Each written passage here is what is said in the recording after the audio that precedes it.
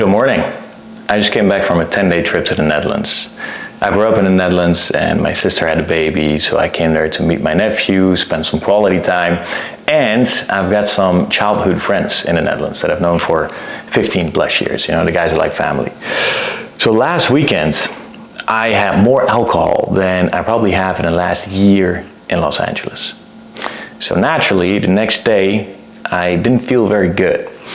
So I was very hungover, and I got a comment from someone that said, well, Marco hungover like that, really? I would have never expected that. He's all about health and fitness, it doesn't make sense to me. Which, I understand. The truth is, it really doesn't make sense. So I figured I'm gonna make a video on my take on alcohol and fitness and how to combine it. Now keep in mind, this will be far from scientific. It's really just practical. It's an explanation on how I've been dealing with it over the last 10 years and what's worked for me.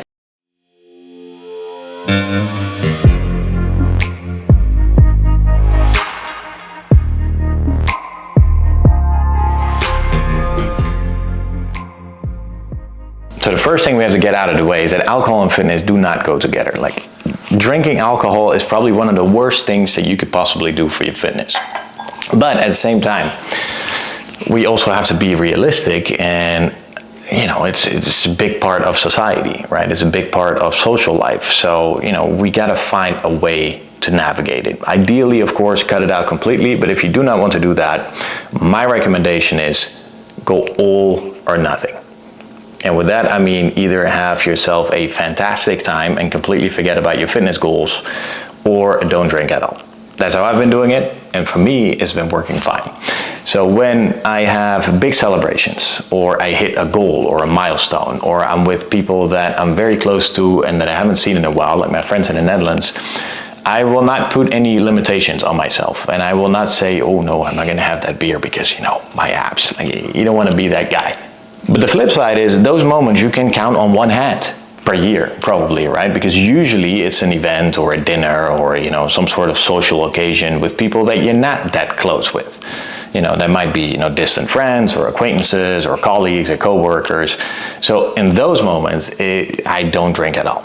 So at the end of the day, you will barely see me drink, but occasionally I will have a very, very good time. For example, I will not have a glass of wine with dinner. That doesn't make sense to me. I will also not have a glass of whiskey before going to bed. Moments like that aren't worth sacrificing my recovery for. And speaking of recovery, if you have a Whoop or maybe an Oura Ring, it's pretty remarkable what 1 or even 2 glasses of alcohol can do to your sleep and then your recovery after. So that doesn't make sense to me. So for my lifestyle specifically, and I think for a lot of other men as well, going all or nothing is really the way to go. So as a result of that, you'll make some great memories, and there will also be some moments that you're not so proud of.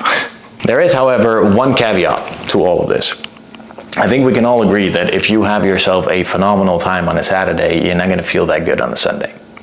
Or if you're anything like me, you'll probably feel like trash on Monday as well. So if you have a habit of going to the gym and eating clean, then it's not the end of the world, because you're gonna do the work regardless of how you feel. It's part of your identity, it's just something that you do.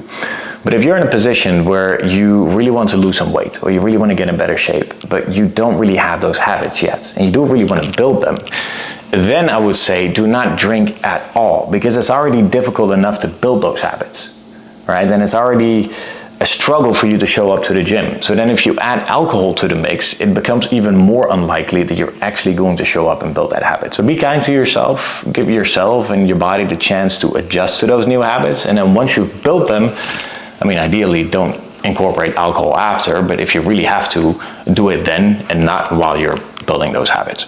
I hope this was helpful. Again, it's nothing scientific, but it is practical. At least it has been for me.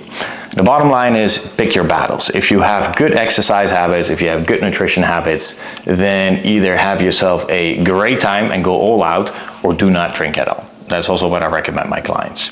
If, however, you do not have a habit of exercising or eating clean, cut it out completely until you build that habit.